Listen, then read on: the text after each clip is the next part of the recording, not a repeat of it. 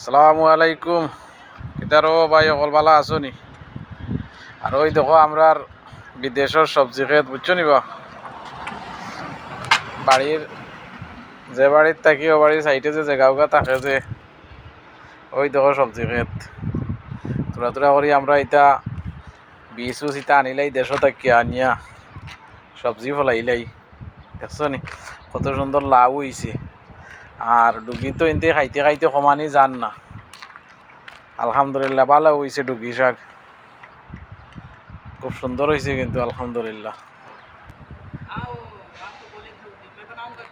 नहीं किसी टाइम उठा के बना लो, कोई मुश्किल नहीं है यार, अपना ही है ये सब। हाँ आलू में आलू छोटा छोटा करके काट के बना लेना, अच्छा लगता है खाने में। हाँ हाँ वही ऐसे ही बनाते, ऐसे ही बनाता हूँ। তা কলমি শাক এটা ও রয়েছে আরো কদু উটের।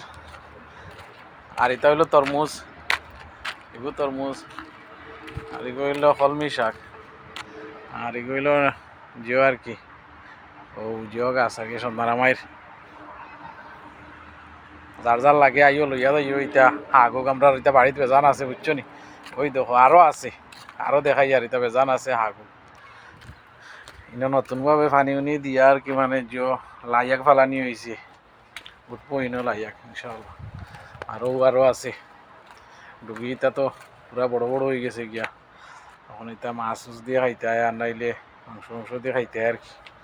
ও ইনশাআল্লাহ ভালো হয়েছে হলতা হাগু কিতা ফলাইলে হয়, এটা যত্ন করতে লাগে আর কি। পানি নাই জিও নাই তো, মাটি নাই তো, খালি বালির মাঝে। আল্লাহ হাফিজ। কতক্ষণ পর্যন্ত আজকের ভিডিও শেষ। সবাই একটা লাইক, একটা কমেন্ট, একটা শেয়ার করে দিও। আল্লাহ হাফিজ।